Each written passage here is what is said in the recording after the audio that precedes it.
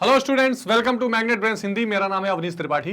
तो मानव भूगोल का जो पहला चैप्टर हम कर रहे हैं उसमें कुछ महत्वपूर्ण बिंदुओं पर हम पहले चर्चा कर चुके हैं। आज एक और बहुत इंपॉर्टेंट कंसेप्ट को देखेंगे और वो है मानव भूगोल का विकास, यानी जो ह्यूमन ज्योग्राफी है इसका कैसे कैसे समय समय पर अप्रोच इसके बनते गए, डेवलपमेंट होता गया, इस सारे चीजों के बारे में हम चर्चा करेंगे। स्टूडेंट्स, ये सारी जानकारी, ये सारी अध्ययन आप बिल्कुल निःशुल्क कर रहे हैं। कहां पर? मैग्नेट ब्रेन्स हिंदी के प्लेटफॉर्म पर। ये एक ऐसा प्लेटफॉर्म है जहां पर आपको कोई पेड सब्सक्रिप्शन लिए बिना, कोई पैसा खर्च किए बिना कक्षा 6 से 12 तक के सभी स्टेट बोर्ड्स और सीबीएसई बोर्ड की पढ़ाई बिल्कुल निःशुल्क प्रोवाइड की जा रही है हिंदी माध्यम में। यानी आपको कहीं कोई सब्सक्रिप्शन लिए बिना अपनी पढ़ाई घर बैठे आप आराम से कर सकते हैं मैग्नेट ब्रेन्स हिंदी पर कक्षा 6 से 12 तक के सभी विषयों के लिए। तो इसी इंपॉर्टेंट इंफॉर्मेशन के साथ शुरू करते हैं ये इंपॉर्टेंट कंसेप्ट, मानव भूगोल का विकास, जो कक्षा 12 भूगोल का पहला चैप्टर है। इसका ये महत्वपूर्ण कंसेप्ट देखते हैं कि कैसे इसका विकास होता चला गया और कैसे समय समय पर मानव विकास के नए नए उपागम यानी अप्रोचेस डेवलप होते चले गए। अब देखिए, एक चीज हमने बहुत शुरू में देखी है कि जो मानव भूगोल है इसका कुल मतलब यह है कि जो मानव है और जो प्राकृतिक पर्यावरण है, इनका एक पारस्परिक या अंतर संबंध है। इसी अंतर संबंधों का अध्ययन जब हम करते हैं तो मानव भूगोल आता है। यानी जो पर्यावरण है उसका कुछ असर मानव पर पड़ेगा, मानव का जो है कुछ उसके क्रियाकलापों का असर पर्यावरण पर पड़ेगा, और समय समय पर यह बदलता रहता है जैसे जैसे तकनीक आगे बढ़ती गई। यानी पहले हमने वीडियो में देखा कि मनुष्य का प्रकृतिकरण हुआ, फिर मनुष्य ने क्या है प्रकृति का मानवीकरण करना शुरू किया, जो कि संभववाद कहलाया, बाद में नौ निश्चयवाद आया। ये चीजें डेवलप हो रही है, विकसित हो रही है। जिसने अगर आपने प्रीवियस वीडियोस नहीं देखी है, प्लीज जाकर उसको रिवाइज करिए। अब ये संभावना है, अब ये हम जो चर्चा करने जा रहे हैं कि कैसे कैसे मानव भूगोल जो है वो विकसित होकर ऊपर आया। तो ये जो प्रकृति और मानव का संबंध है वो आदिकाल में भी रहा, पौराणिक कालों में भी रहा और आज के आधुनिक काल में भी है। तो जाहिर सी बात है कि समय समय पर इस पारस्परिक संबंधों की चर्चा होती रही है। अच्छा, एक और बहुत महत्वपूर्ण बात है कि जिसकी चर्चा हम अगले कंसेप्ट वीडियो में भी करेंगे कि मानव भूगोल के अपने उपक्षेत्र भी हैं। यानी मानव भूगोल अपने में कई सारे विषयों को, कई सारे डिसिप्लिन को समेटे हुए है। तो उस नाते भी अलग अलग विषयों का जैसे जैसे विकास हुआ, मानव भूगोल का भी विकास होता चला गया। अब यह बात अलग है कि मानव भूगोल को वैज्ञानिक तरीके से या नई पद्धतियों के तरीके से विकसित करने का जो प्रयास है वो 18वीं शताब्दी से और तेजी से शुरू हुआ। लेकिन जो हमारा वैदिक काल था, जो हमारा पौराणिक काल था, उसमें भी मानव भूगोल की छटाएं या उसका पुट दिखाई पड़ता है। भले ही मानव भूगोल के नाम से दिखाई ना देता हो, लेकिन जिन चीजों का अध्ययन या जिन सांस्कृतिक वातावरण, सामाजिक वातावरण का अध्ययन हम प्राकृतिक वातावरण के सापेक्ष में या उसके रिलेशन में करते हैं, यह चीज उस जमाने में भी दिखाई पड़ती थी। अच्छा, अब कैसे दिखाई पड़ती थी, उन उदाहरणों को हम थोड़ा सा देखेंगे। तो मानव भूगोल का वैज्ञानिक विकास तो 18वीं शताब्दी के शुरू में हुआ, परंतु मनुष्य पर वातावरण के प्रभाव को ईसा से कई शताब्दी पूर्व ही समझा जाने लगा। अच्छा, एक बात और गौर करिए कि 18वीं शताब्दी से ही मानव भूगोल का विकास और तेजी से क्यों प्रारंभ हुआ। क्योंकि आप ये अच्छी तरह जानते हैं, इतिहास में भी आपने देखा होगा कि 18वीं शताब्दी के आसपास वो शक्तियां, वो देश जहां पर जो ज्यादा पावरफुल थी या जिन्होंने ज्यादा उपनिवेश या कॉलोनीज बनाकर दो लोगों को गुलाम किया हुआ था, उन देशों में औद्योगिक क्रांति शुरू हो रही थी, इंडस्ट्रियल डेवलपमेंट शुरू हो रहा था, है ना, खास करके ब्रिटेन, इंग्लैंड। और जब उद्योग लगने शुरू हुए, जब उद्योग लगेंगे तो पर्यावरण से फिर और ज्यादा अंतर संबंध बनेगा। और आगे जब हम उपक्षेत्र देखेंगे तो हम देखेंगे कि कैसे एक आर्थिक वातावरण का नया क्रिएशन होगा, कैसे सामाजिक वातावरण नए तरीके से बनेगा, सांस्कृतिक वातावरण एक नए रूप में लेगा। थोड़ा सा अगर याद करने की आप कोशिश करें तो जिस समय 18वीं शताब्दी में यह औद्योगिक क्रांति चल रही थी, तो भारत जैसे देशों से, अमेरिका जैसे देशों से, अफ्रीकी देशों से बहुत सारा कच्चा माल इंग्लैंड ढोकर जा रहा था। तो जाहिर सी बात है उस उद्योगों के कारण कृषि, व्यापार, ये सारी चीजें प्रभावित हो रही थी और भौगोलिक बाध्यताएं और भौगोलिक नजदीकियां भी बढ़ रही थी।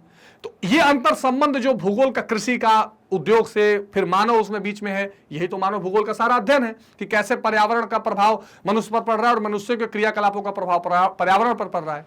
तो उसका अध्ययन करना प्रारंभ किया जाने लगा। लेकिन अगर आप वैदिक कालों में भी चले जाएं, जो मैं बताने का प्रयास कर रहा हूं, एनसीईआरटीज में भी जो इंपॉर्टेंट रूप से मेंशन है, तो आप देखेंगे कि वैदिक कालों में भी इन चीजों की चर्चा खूब हुई है। जो प्रारंभिक मानव सभ्यताएं थी, मिस्र की, यूनान की, मेसोपोटामिया या फिर सिंधु, ये सभी जो प्राकृतिक, ये सभी जो पुरानी सभ्यताएं हैं, वहां पर प्राकृतिक शक्तियों का बड़ा बोलबाला था। मतलब अगर आप ऋग्वेद भी देखें तो उसमें वर्षा के देवता इंद्र और अलग अलग जो अग्नि है, जल है, वरुण, हवा है, सबके अलग अलग देवता और देवताओं की पूजा करना, उनको प्राथमिकता देने की बात की गई है। यानी मनुष्य का जो एक तरह से कह सकते हैं कि पारस्परिक अंतर संबंध है वो दिखाई पड़ता है। अगर प्रीवियस वीडियोस को आप ध्यान से देखें तो उसमें मैंने चर्चा की थी कि मनुष्य का प्रकृतिकरण हुआ है और उस स्थिति में मनुष्य ने प्रकृति के सामने खुद को दास माना है, यानी हम प्रकृति से ऊपर नहीं उठ सकते। इसीलिए जो प्राकृतिक देवताएं हैं, प्रकृति के नाम पर जो अलग अलग देव हैं, उनकी पूजा की जाने लगी है। यानी हमने सरेंडर किया हुआ है कि ठीक है, हम आपके सामने नतमस्तक है, आप जल के देवता हैं, अग्नि के देवता हैं, वायु के देवता हैं, एक्सेट्रा। तो ये पुरानी जमाने से भी ये अध्ययन और ये पारस्परिक संबंधों की चर्चा पुराणों किताबों में होती जा रही है। यानी हम कह सकते हैं कि मानव भूगोल जो है वो उस समय से भी प्रचलित रहा है। 6वीं शताब्दी में थेल्स और एनेक्सिमेंडर ने जलवायु, वनस्पति और मानव समाजों का वर्णन किया। तो एक तो ईसा पूर्व और ये वैदिक कालों की चर्चा हमने कर ली। फिर जब हम 6वीं शताब्दी में आते हैं तब हमने देखा कि थेल्स और एनेक्सिमेंडर, इन लोगों ने भी जो है जलवायु जो है यानी इन्वायरमेंट पूरा है, और इसके साथ साथ जो वनस्पति यानी कि वेजिटेशन है, फूल पौधे कैसे किस तरह से उगेंगे, इन सारी चीजों की चर्चा है। यानी उस समय भी मानव भूगोल की पूरी चर्चा चल रही थी। अब देखिए, अरस्तु और हेरोडोटस जैसे महान विचारक आए, आप देख सकते हैं अरस्तु की इमेज लगी हुई यहां पर। इन्होंने भी क्या किया, इन्होंने भी जो अपने विचार रखे, उन विचारों से आप ये समझ सकते हैं कि मानव भूगोल की जो अवधारणा है वो विकसित हो रही थी। अरस्तु ने अपनी राजनीति शास्त्र की पुस्तक में यूरोप और एशिया के लोगों की तुलना करते समय, अब देखिए बहुत महत्वपूर्ण बात है, एक क्या हो रहा है, जो सांस्कृतिक वातावरण बना हुआ है उसकी तुलना हो रही है। यूरोप और एशिया के लोगों की तुलना करते समय बताया कि ठंडे देशों के लोग बहादुर परंतु विचारों में कमजोर होते हैं और एशिया के लोग वीर होते हैं। देखिए अब ये क्या हो रहा है, भौगोलिक परिस्थिति को लोगों के व्यवहार से जोड़ा जा रहा है, यानी मानव भूगोल सीधे सीधे मानव भूगोल है। यह अरस्तु जैसे लोग बता रहे हैं। हेरोडोटस सुनिए, उन्होंने मानव इतिहास में मानवीय भूगोल के कुछ पहलुओं पर प्रकाश डाला और घुमक्कड़ जाति तथा स्थायी कृषक जातियों के जीवन पर वातावरण के प्रभाव को प्रधान माना। देखिए अब दो तरीके के लोग होते हैं, घुमक्कड़ यानी कि पेस्टोलिस्ट जो घूम घूम कर अपने पशु चराते हैं और खेती करते हैं, एक मैदानी इलाके में स्थायी रूप से कृषि करने वाले लोग हैं। तो ये जो बिहेवियर उनका हो रहा है कि एक जगह रहना, एक का घूमना, ये क्यों हो रहा है? क्योंकि एक व्यक्ति पहाड़ों पर और इस तरह ग्रासलैंड्स में घूम रहा है और एक व्यक्ति को प्लेन एरिया मिला हुआ है, वो क्या कर रहा है, स्थायी कृषि कर रहा है। यानी भूगोल का जीवन यापन और सीधे सीधे उनके समाज और संस्कृति पर असर है। इस असर की चर्चा हेरोडोटस ने भी की है। इसलिए ये कहा और ये बताया है कि उनके जीवन यापन में जो वातावरण है ये बहुत महत्वपूर्ण है। इससे प्रमाणित होता है कि पर्यावरण से अनुकूलन तथा उसमें समायोजन की प्रक्रिया और उसमें परिवर्तन प्रारंभ से ही लागू था, इसमें कोई दो राय नहीं है। शुरू से ही पर्यावरण के साथ समायोजन करना, पर्यावरण के साथ खुद को ढालना, पर्यावरण के साथ अपने चीजों को एडजस्ट करना और इस पर बातचीत होना और उसका अध्ययन करना भी जारी था। इसलिए मानव भूगोल उस समय से विकसित होता हुआ आ रहा है। हम कह सकते हैं कि मानव भूगोल के इतिहास की जड़ें बहुत मजबूत हैं। हाँ, समय समय पे अलग अलग उपागमों में परिवर्तन हुआ। उपागम को बोलते हैं अप्रोच, यानी मानव भूगोल को अध्ययन करने के जो अप्रोच हैं वो बदलते रहे हैं और कई बार एग्जामिनेशन में इन अप्रोचों की चर्चा की जाती है कि मानव भूगोल का ये अप्रोच है कि नहीं। ठीक, कभी कभी जो है इसके परिवर्तनशील प्रकृति को दर्शाया जाता है। समाज के बीच अन्योन्य क्रिया बहुत कम था, लेकिन जैसे जैसे ज्ञान भी सीमित था, जैसे जैसे तकनीक बढ़ी, प्रौद्योगिकी बढ़ी, वैसे वैसे मानव भूगोल का और तेजी से विकास हुआ, क्योंकि मानव ने फिर प्रकृति में हस्तक्षेप करना भी शुरू किया। ठीक है, ये 15वीं शताब्दी। ठीक है, तो 15वीं शताब्दी के जो अंत आया, बहुत महत्वपूर्ण है, इसको ध्यान रखेंगे आप। 15वीं शताब्दी के अंत तक यूरोप में अन्वेषणों के प्रयास हुए, जिसका परिणाम यह हुआ कि विभिन्न देशों में वहां के लोगों के विषय में ज्ञान प्राप्त होने लगा और यहां तक कि लोग प्रदेशों के संसाधन तक पहुंच गए। इस कार्य में कोलंबस, वास्को डी गामा बहुत महत्वपूर्ण। देखिए उदाहरण का क्या मतलब है, पहले क्या था कि प्रकृतिकरण था, जो जहां था वहीं ठीक था। बाद में लोगों ने खोज करना शुरू किया। कोलंबस ने समुद्री रास्ते खोज के अमेरिका पहुंच गए, वास्को डी गामा खोजते हुए भारत चले आए। 1498 के आसपास, 15वीं शताब्दी की बात की जा रही है। तो जब ये हुआ तो फिर क्या हुआ, उसके बाद व्यापार बढ़ने लगा, उसके बाद कॉलोनीज, उपनिवेश बनने लगे, सांस्कृतिक सामाजिक वातावरण चलने लगा और पूरी तरह से मानव और प्रकृति का जो एक दूसरे पर आश्रित है और उससे होने वाले क्रियाकलापों से जो परिवर्तन आए, इन चीजों का अध्ययन प्रारंभ हो गया। तो ये चीज भी हमने देखी। यानी हमने अगर वैदिक काल से शुरू किया, अब हम 15वीं शताब्दी के आसपास चले आए और उसका प्रभाव भी देख रहे हैं। मानव भूगोल का नया युग जर्मन विद्वानों ने शुरू किया और खास करके रेटजेल का यहाँ बहुत महत्वपूर्ण नाम आता है और रेटजेल को फादर ऑफ ह्यूमन ज्योग्राफी भी कहा जाता है। अब देखिए 18वीं शताब्दी से 21वीं शताब्दी तक जर्मन वैज्ञानिकों ने मानव भूगोल को एक नए विज्ञान के रूप में विकसित किया। उन्होंने कहा कि ये जो मानव भूगोल है, ह्यूमन ज्योग्राफी है, ये एक तरह का विज्ञान है। और क्यों कहा, क्योंकि बहुत तेजी से इसमें परिवर्तन आया। मानव और पर्यावरण, प्राकृतिक पर्यावरण के बीच के जो संबंध है उसमें इतना तेज बदलाव आया कि ये देखने के लिए बहुत रूप से दिखाई देता है। कांट, रिटर, हम्बोल्ट, रेटजेल आदि के कार्य सराहनीय रहे।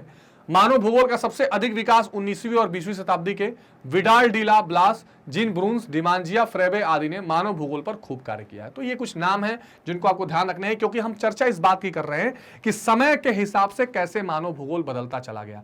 अब हम देखेंगे कि क्या क्या अप्रोच बदले, उस अध्ययन करने के तरीके, उपागमों में क्या परिवर्तन है, उसको भी देखेंगे। अब देखिए, मानव भूगोल में कल्याणकारी और मानवतावादी संकल्पना आ गया। बहुत महत्वपूर्ण बात है। मार्क्स के जो विचार हैं वो आने लगे, वेलफेयर की बात आने लग गई कि अब ये दुनिया जो है, अब जैसे आने लगा कि जो प्रकृति है, जो संसाधन है, इस पर किसी विशेष लोगों का कब्जा हो गया है और इस पे जो सभी लोगों में समान वितरण नहीं हो रहा है। तो समाज शास्त्र पूरा विकसित होने लगा और मानव भूगोल में ये कल्याणकारी और मानवतावादी संकल्पना भी आ गए, और खास करके 1960 और 70 के दशक के आसपास इसका ज्यादा देखने के लिए मिलता है। ठीक, अतिवाद का अमूलवाद यानी रेडिकल ज्योग्राफी भी आ गई। अतिवाद से क्या मतलब है, रेडिकल से मतलब क्या है कि लोगों को यह बताया जाने लगा कि आप क्रांति करके जो संसाधन है उस पर काबू कर सकते हैं, क्रांति करके संसाधनों को अपने हक में ले सकते हैं। तो ये अतिवाद का अमूलवाद भी आपको ध्यान रखना है, जो ह्यूमन ज्योग्राफी का धीरे धीरे पार्ट बनता चला गया। और अमेरिका में एक क्लार्क विश्वविद्यालय है, इस क्लार्क विश्वविद्यालय ने बहुत अहम भूमिका निभाई क्या करने में, इस मानव जो भूगोल है उसमें अतिवाद और अमूलवाद जैसे कंसेप्टों को ले आने में। तो देखिए, आप कहां से चले थे, आप ईसा पूर्व स्थिति से चले, 6ठी शताब्दी में थेल्स तक आए, फिर उसके बाद 15वीं शताब्दी में आए जब यूरोपियन लोग खोज और अन्वेषण करने आ रहे थे, पूरी दुनिया को मिला रहे थे, फिर 18वीं 19वीं शताब्दी, और आप 1960-70 के दशक तक पहुंच गए और मानव भूगोल का अलग अलग स्वरूप आप देख रहे हैं। अब देख लेते हैं एक टेबल के अनुसार कि टेबल किस तरीके से मानव भूगोल समय समय पर बदला, उसको पढ़ने का या उसको विकसित करने का अप्रोच क्या रहा, उपागम क्या रहा, इसको देख लेंगे। तो प्रारंभिक उपनिवेश काल, यानी जब शुरू उपनिवेश काल किसको बोलते हैं, जब अंग्रेजों ने या यूरोपियों ने लोगों को गुलाम बनाना शुरू किया, तो उस समय क्या क्या अप्रोच होते थे, खोज करना और उसका विवरण देना। और विशेषताएं उसमें क्या रहती थी, साम्राज्यवादी। साम्राज्यवादी का मतलब होता है जब आप दूसरे पर अपना साम्राज्य थोपते हैं, जब आप दूसरे के राज्य का हड़प करते हैं, तो साम्राज्यवादी नीतियां थी। व्यापार तो चल ही रहा था, नए देशों की खोज करके आगे होने वाले अन्वेषण को प्रोत्साहित करना। अब वास्को डी गामा, कोलंबस का नाम इसमें आता है कि आप दूसरे देशों को खोजिए, यानी समुद्री रास्ते खोजिए, वहां से व्यापार करेंगे, उनको कब्जा करेंगे। ठीक, भूगोलवेत्ताओं ने वर्णन को महत्वपूर्ण बताया है। तो ये सारी जो विशेषताएं दिखाई दे रही थी खोज और विवरण वाली, उनसे जो वर्णन हो रहा था उसको महत्वपूर्ण माना है मानव भूगोल के लिए। ठीक, तो ये वो काल है जिसको आप 14वीं-15वीं शताब्दी के आसपास रख सकते हैं, जब खोज करके पता किया जा रहा था कि दुनिया में कौन कौन से देश कहां हैं, वहां की कृषि क्या है, कैसे उसको जोड़ा जाए, कैसे उससे व्यापार विकसित किया जाए। ठीक है, आगे देखिए, उत्तर उपनिवेश काल, उत्तर यानी बाद वाला, पोस्ट कॉलोनियल पीरियड। जब उपनिवेश खत्म हो रहे थे, देश आजाद होने शुरू हुए, तो प्रादेशिक विश्लेषण होने लगा, हर देश अपने हिसाब से उसका विश्लेषण कर रहा था। प्रदेश का संपूर्ण वर्णन करना, सभी प्रदेश पृथ्वी के भाग हैं, इन प्रदेश का पूर्ण रूपेण अध्ययन करना। हर स्टेट जो है आजाद हो रहा था, अपने अपने हिसाब से विवरण दे रहा था और मानव भूगोल आगे जा रहा था। अभी उसमें एक समय आया 1930 का दशक, जब युद्ध के बीच का काल था, है ना, क्षेत्रीय विभेदन था। इसमें प्रथम विश्व युद्ध और द्वितीय विश्व युद्ध के बीच का समय है ये। प्रदेशों की भिन्नता का अध्ययन करना तथा विलक्षणों की पहचान करना, ये उस समय का ऑब्जेक्टिव चल रहा था, विशेषता चल रही थी मानव भूगोल को अध्ययन करने में। तो वहां से भी मानव भूगोल डेवलप हो गया रहा था। ये उपागम है, इनको ध्यान रखेंगे आप। 1950 के अंतिम दशक से 1960 तक स्थानीय संगठन छोटे छोटे बनाए जा रहे थे और वहां से क्या हो रहा था, सांख्यिकीय विधियों का प्रयोग, स्टैटिस्टिक्स का इस्तेमाल करके, भौतिकीय नियमों का प्रयोग, मानवीय क्रियाओं का मानचित्रीकरण, मैप बनाना, उसके अलावा जो है जो रूल्स रेगुलेशन है उसको बताना, स्टैटिस्टिक्स बनाना, यानी आप कह सकते हैं अलग अलग संगठन बना के, अलग अलग एजेंसियां बनाकर चीजों को पता लगाना, उसको ठीक से लिपिबद्ध करना, रखना, ये सारी चीजें चल रही थी। 1970 के दशक में हमने अभी चर्चा की थी, वेलफेयर वाला, मानवतावादी, अमूलवादी, ये सारे विचारधारा आ रहे थे। मात्रात्मक क्रांति का विरोध, इन तीनों विचारधाराओं का उदय, जिससे मानव भूगोल सामाजिक राजनीतिक यथार्थता के प्रति क्या हो गई थी और प्रासंगिक हो गई थी। अब देखिए, सामाजिक आर्थिक दोनों की बात की जा रही है। जो मार्क्स के विचार थे, जो क्रांति की बात चल रही थी, उसमें क्या था कि पूरी आर्थिक तंत्र को समान रूप से सबके लिए बराबर बनाया जाए, यानी रिसोर्सेस पर, संसाधनों पर सबका अधिकार कायम किया जाए। कोई एक व्यक्ति के हाथ में सारे संसाधन न हो, कोई व्यक्ति क्या ना करे, दुरुपयोग ना करे संसाधनों का, या जो इक्वल डिस्ट्रीब्यूशन ऑफ रिसोर्सेज है, इस सब चीजों की बात होने लगी। यानी मानव के क्रियाकलाप पर्यावरण के साथ जोड़कर उसमें एक अर्थशास्त्र का तंत्र, राजनीति शास्त्र का तंत्र विकसित करने का प्रयास चला था। तो ये भी इसके उपागम है जो बहुत महत्वपूर्ण है। ठीक है, और उसके बाद 1990 का दशक, जिसको उत्तर आधुनिकतावाद कहते हैं, यहां से एक बहुत महत्वपूर्ण कंसेप्ट आया, और ग्लोबलाइजेशन ग्लोबलाइजेशन यानी भूमंडलीकरण जिसको कहते हैं, ये 1990 के दशक से और तेजी से बढ़ रहा था और भारत के संदर्भ में भी वो महत्वपूर्ण है क्योंकि सोवियत संघ का विघटन होगा, पूरी दुनिया में एक महाशक्ति रह गई अमेरिका और पूंजीवाद पूरी दुनिया में फैलने लगा और फिर क्या हुआ, बृहत सामान्यीकरण वाली विशेषताएं आ गई, मानवीय दशाओं की व्याख्या करने वाले सिद्धांत, आलोचना, प्रत्येक स्थानीय संदर्भ की समझ के महत्व पर जोड़, इस तरह की विशेषताएं 1990 के दशक में दिखाई दे रही थी और इससे मानव भूगोल और तेजी से विकसित हो रहा था। और आज के डेट में वो सारी चीजें चल रही हैं। जितनी तेजी से आधुनिकता बढ़ रही है उतनी तेजी से प्रकृति का मानवीकरण हो रहा है। उसके बाद प्रकृति के मानवीकरण के साथ साथ नौ निश्चयवाद की भी चर्चा चल रही है कि भाई नहीं, हमें बहुत ज्यादा प्रकृति का दोहन नहीं करना चाहिए, सतत विकास जैसे चीजों के बात करनी चाहिए जिससे पर्यावरण में बहुत ज्यादा नुकसान न हो और पर्यावरण क्या रहे, संतुलित बना रहे। तो ये सारी चीजें जो हैं, ये सारे जो क्रमावधि हैं और ये उपागम अप्रोचेस जानना आपको बहुत जरूरी था। ये 3-4 अप्रोचेस जो हैं जिनको आप जरूर ध्यान में रखिएगा ताकि आपको पीछे भी काम आए, एग्जामिनेशन में भी काम आए। जैसे खोज और विवरण ये एक अप्रोच है, प्रादेशिक विश्लेषण एक अप्रोच है, क्षेत्रीय विभेदन एक अप्रोच है, स्थानीय संगठन एक अप्रोच है, मानवतावादी अमूलवादी व्यवहारिक विचारधारा एक अप्रोच है, उत्तर आधुनिकतावाद का अप्रोच। कभी कभी क्या करता है, 4-5 क्वेश्चन देके पूछ लेता है कौन इसमें उपागम नहीं है। ठीक है, इसके बाद एक व्यवहारवादी विचारधारा का भी जन्म इसमें हुआ धीरे धीरे और इसमें क्या हुआ, इसमें यह देखा गया कि मानवीय स्वभाव को महत्वपूर्ण माना गया, इसमें मनोविज्ञान की ज्यादा बात की गई व्यवहारवादी सिद्धांत में। ठीक है, यानी यह देखा गया कि मनुष्य जब अलग अलग जाति धर्म इन सब में प्रजाति में बंट रहा है तो उसका मानसिक सोच क्या है और वह किस तरह से फिर प्रकृति और अपने सामाजिक वातावरण में बिहेवियर कर रहा है, यह भी मानव भूगोल के साथ साथ ये व्यवहारवादी विचारधारा का भी विकास देखने के लिए मिल रहा था। एक अलग से चीज थी जो मैंने आपको इन्फॉर्म करने जरूरी समझी कि इस व्यवहारवादी विचारधारा का भी मानव भूगोल में सम्मिलित होने लगा और इसमें मन को प्राथमिकता देकर अध्ययन करने का प्रयास किया गया कि मनुष्य किस तरह का क्या कर रहा है, बिहेवियर कर रहा है जब वो अलग अलग सामाजिक दशाओं में, आर्थिक और राजनीतिक दशाओं में रखा जा रहा है। ठीक है, क्योंकि देखिए एक चीज हमेशा हर चीज के पीछे ध्यान रखिएगा कि मानव भूगोल के क्रक्स में जो बात रहेगी वो मानव रहेगा और मानव का प्रकृति के साथ या उसके वातावरण के साथ कैसा व्यवहार है, वो सामाजिक आर्थिक वातावरण जो उसने क्रिएट किया है वो भी और प्राकृतिक वातावरण वो भी। ठीक है, तो ये महत्वपूर्ण बात है जिसको आपको ध्यान रखना है। तो ये महत्वपूर्ण कंसेप्ट और चीजें थी जो आपको ये समझनी थी कि कैसे मानव भूगोल का विकास समय समय के साथ हुआ है, चाहे वो ईसा पूर्व की काल से लेकर 6वीं शताब्दी, 15वीं शताब्दी, 18वीं 19वीं और आज के पोस्ट जो आधुनिकरण वाला समय है उसमें ये कैसे अध्ययन इसका बदला है, इसके अप्रोच या उपागम जो हमने चर्चा की है वो कितने महत्वपूर्ण है। कोई कंफ्यूजन हो तो आप कमेंट सेक्शन में जरूर बताइएगा जिससे और चीजें हम आप तक क्लियर कर सकें और वो चीजें आपको बता सकें। स्टूडेंट्स, ये सारी चीजें आपको मैग्नेट ब्रेन्स हिंदी पर मिल रही हैं जो कक्षा 6 से 12वीं तक के लिए सभी स्टेट बोर्ड्स के लिए फ्री एजुकेशन लेके आए हैं, चाहे वो यूपी बोर्ड हो, बिहार बोर्ड हो, राजस्थान बोर्ड, महाराष्ट्र बोर्ड। ठीक है, सारे बोर्ड्स के लिए निःशुल्क शिक्षा आपको मैग्नेट ब्रेन्स हिंदी पर मिल रही है। बस आपको इतना करना है कि इसको लाइक शेयर और सब्सक्राइब करते रहना है ताकि और लोगों तक इस तरह की महत्वपूर्ण वीडियोस पहुंच सकें और आपके लिए हम और महत्वपूर्ण चैप्टर्स और सब्जेक्ट्स की वीडियोस लेकर आते रहें। ठीक है स्टूडेंट्स, तो बने रहिए मैग्नेट ब्रेन्स हिंदी के साथ। मिलते हैं अगले वीडियो में अगले कंसेप्ट के साथ। Take care, good bye.